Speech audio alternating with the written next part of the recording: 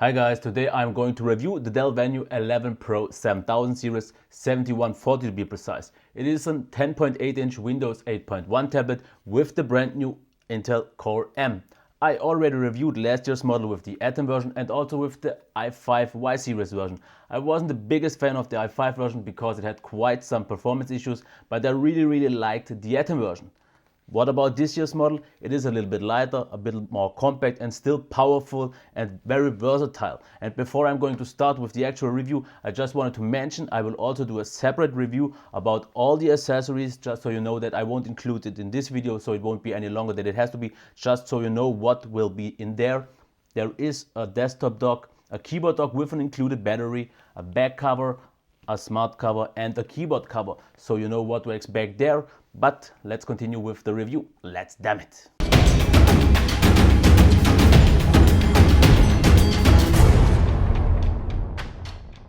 Let's start with the design and build quality and start off with the ports and buttons first. On the left hand side we have the headphone jack, volume rocker, microphone, one of the two stereo speakers, micro USB, micro HDMI, USB 3.0. On the bottom we have the mechanism and the dock for the available covers and the accessories. Here we have on the right side the Kensington lock, the second stereo speaker, micro SD card slot and the power button. On the back we can see the camera and here's the one on the front. As for the device itself, with 720 grams, it is lighter than last year's model but still a little bit on the heavy side. It's not really too thick but also not the thinnest one. But therefore we have quite nice rounded edges. And overall it feels good in the hand. What I really don't like is this flimsy back. Once I took it off, I saw a copper heatsink on this place where the device also gets a little bit warm. Otherwise the material is nice, but the way it attaches isn't good because you have noses here and one or two already were broken on my review unit, and I think I broke one too because you can see here it doesn't attach properly anymore here. So this one is done. I can only recommend you never to open this back. If you are okay as it is, because the battery isn't removable as it was on last year's model, so never do it and you won't have this issue because you can already see here there is a little bit flex and you will hear it squeak and creak. And if you maybe never open the device, I think a few reviewers did already, you won't have this issue because it makes the device feel cheaper than it is. If it sticks properly to the device, it feels good. It is quite okay in terms of size for what we get, but take in mind it is not the most solid build one. Otherwise I'm completely fine. The bezels here are okay, I would say. They give you room enough to hold on to and the overall design is nice. That's all I can say for right now. We have a 10.8-inch 1080p IPS display with an aspect ratio of 16:9. Personally, I prefer 16:10 on such a device, but it doesn't change the fact everything looks really sharp, and with a scaling of 125%, also everything looks quite right in terms of the resolution and so on. If you check the brightness, the lowest setting for a few people at night could still be a little bit too bright.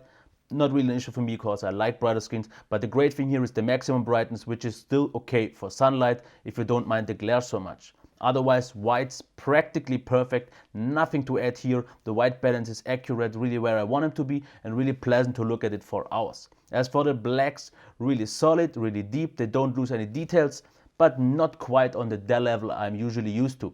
Otherwise, colors are what I'm used to anyways, because really bright, really vibrant, really vivid, not dull, washed out or anything, really nice to look at. Also, if you check the viewing angles, absolutely solid. You lose a little bit of brightness and contrast, but that's normal. The only things I maybe should mention that are maybe not that great are two issues I can't really show off on camera, but I can really tell you just real quick about it. The one thing is, if you are watching videos look a little bit more grainy and noisy as I'm usually used to, especially on Dell devices which usually have amazing video qualities. It's a really small thing and not really noticeable on a normal viewing distance, but still should be mentioned. The other thing is a contrast issue, because if you are in a really deep dark screen with lots of blacks, the contrast gets boosted, and when you then jump into something really bright and light, you will notice everything looks a bit overexposed and over contrasted, and this takes a few seconds to get down to normal, like maybe 5 or 6 seconds, and then everything is fine. But if you jump from bright to dark all the time, it could be a bit annoying. But still, Besides all that, it is pretty much the best 10-inch Windows display you can get. I said this last year on the Dell Venue 11 Pro, and I'm saying this still. We have these small little issues, these two, but it doesn't change the fact the display after all is still absolutely great.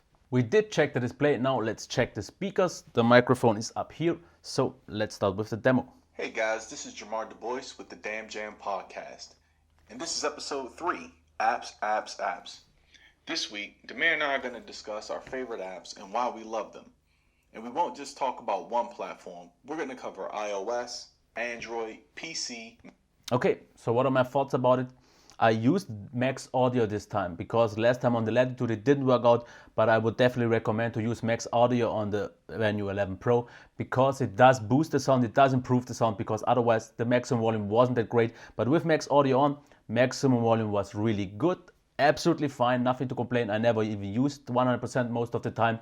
There is a hint of bass, which is quite nice. Mids are also quite nicely balanced, and the highs are quite clear, but from time to time they tend to distort a little bit with Max Audio on and a bit of a maybe unusual preset. But otherwise I'm still completely happy, as I was last year with the last year's speakers. They are still loud, clear, provide a nice stereo effect and quite nice balanced sound in overall. So I can't really complain anything at all. I wouldn't say it is as spectacular as it was last year because the competition catched up, but it is still a really great speaker after all. Let's get to the performance, and starting off with the SSD speeds. I got about 370 megabytes per second in read speeds and 200 megabytes per second in write speeds. Not the most extreme high-end specs, but still very good, and for what this device has to deliver, more than just okay. Otherwise we have the Core M5Y10, and what it is capable to, I want to just show you off real quick. If you check modern UI apps, I don't really think I have to even show it, but they were extremely buttery smooth. Same goes for the rendering in PDFs. As you can see, super smooth, super fast, absolutely great. If we now check the browsing performance, Internet Explorer is still my benchmark in terms of smoothness and rendering on a Windows tablet. As you can see, this works perfectly nice. If you go into Chrome and check that, also very smooth, not as smooth and not as fast, especially the rendering times, as Internet Explorer, but still fine no matter what you use. If you check Opera, which I quite like usually, as you can see, almost on Internet Explorer level most of the times, but as you can see here it can't really compete, because I noticed there are things where it is as fast as Internet Explorer and then where it's somewhere in between Chrome and Firefox. So maybe not the best resolution or solution after all, but still quite nice. Otherwise, video editing worked quite nice. The final rendering took a little bit longer, but as I said already on the Dell Latitude, the normal daily life workflow on this device is practically pretty much the same as on an i5 U series CPU, like for example the Surface Pro 3. You won't really see that much difference unless you do the really heavy tasks. We have 4 GB of RAM here. There is an 8 GB version, which should be a bit more future-proof, but for most of the things I did so far, 4 GB were quite nice.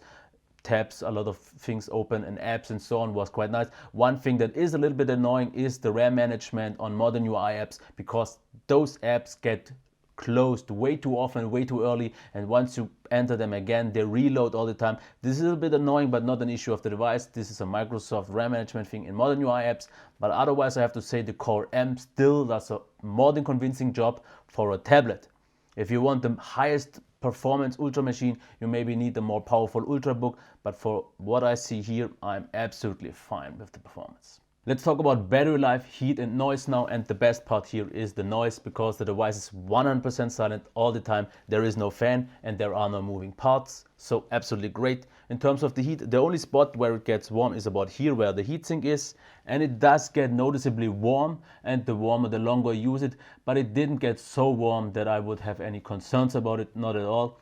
And if there's any thermal throttling going on, at least I didn't notice anything of it in my usual daily workflow. Maybe I did get it to throttle, but like I said, I didn't notice anything of it, so I'm fine with that. As for the battery life, a full charge needs 3 hours. 1 hour gets you to about 50%. And how long does it hold up? I got everything from about 3 to 5 hours with an average of 4 to 4.5 hours with normal use. 3 hours was with heavier use definitely, and with lower use you can get about 5 hours. If that's not enough for you, I can highly recommend you to try the keyboard dock with an internal battery, because it will give you about 2 to 3 hours of additional use. I would say 2 to 2.5 is realistic. So as a combo you can get about 5 to 8 hours, I would say in average 7 hours of daily use. That should be good enough for most of the days, and if it isn't, then you maybe need an additional battery pack or something like that, but I think it should be fine. So all I can say, the battery life itself for the tablet with 4.5 hours isn't that great, but for the performance you get, it is still acceptable, it is okay. Noise, absolutely perfect, and heat is still totally fine. Next thing in line to talk about would be software and bugs, and I can make this really fast because we are running Windows 8.1 with all its pros and cons, nothing really otherwise. We have the usual Dell apps, they can be uninstalled if you don't like them, otherwise it was fine. It was stable, yes, I had one freeze, but I would say one freeze is no freeze, so don't concern about that. Otherwise, quite fine, quite stable, all the things work like they should have. The only one thing I have to talk about a little bit is the stylus. I won't really show it off because that's for the accessory review I will also do, but all I can say you, it worked precise, it worked fine, but the only thing I noticed, you had to put a little bit more pressure on the screen for it to get recognized. That was a little bit annoying because it was more pressure than I was used to, but once you're used to this little bit more pressure, it worked fine and nothing to say otherwise. So software bugs, all fine. By now we know the device is very good, but is it worth the money? And I have to say I'm not entirely sure yet, because of two things. We don't know the final street price yet. I would expect something at about $800 for this model, but the other thing is the competition in this convertible sector is really high. We have Microsoft with the Microsoft Surface Pro 3, we have Asus, we have Acer, we have Lenovo, and so on, and those all deliver very premium convertibles. But one thing that this device has going for it are the first-party accessories. We have this really great dock, which makes it a really great Ultrabook convertible here with an additional battery. Still small and compact, a little bit on the heavy side, but still very versatile. We also get the dock and all the other stuffs. We have the stylus, which isn't an unusual thing you get on any device. It costs extra, but definitely this all makes it one of the most versatile devices out there on the market right now. I think it's time for the recap, so let's start with the design and build quality. In terms of the design, it is nice, the bezels are nice, port placement is logical, you have all the necessary ports, which is nice. The build quality is not that great, especially the flimsy back, yeah, not that great. Otherwise, display, absolutely fantastic, bright, sharp, just pleasant to look at, and I'm still saying it is one of the best you can get if you want a device like this. And the same goes for the speakers, loud, clear, a really nice experience, stereo, can't say anything more. In terms of performance, you get core M performance, so you don't get Ultrabook high-end performance, but you get definitely something more than the usual tablet experience. I am totally fine, and if I wouldn't have to do more video editing, except of that, this device would give me more than the usual workflow performance I usually need, so I'm fine here. Battery life, heat and noise, as I said, perfect. Heat, still very good, no issues at all. And battery life, yeah, maybe not the best. It is okay for 4.5 hours, is solid. The charging time with 3 hours is not that great, so yeah, that's all I can say for that. In terms of software, absolutely stable, absolutely solid. Windows 8.1 with the whole tablet design works nice. Windows 10 will get it even further, so even better.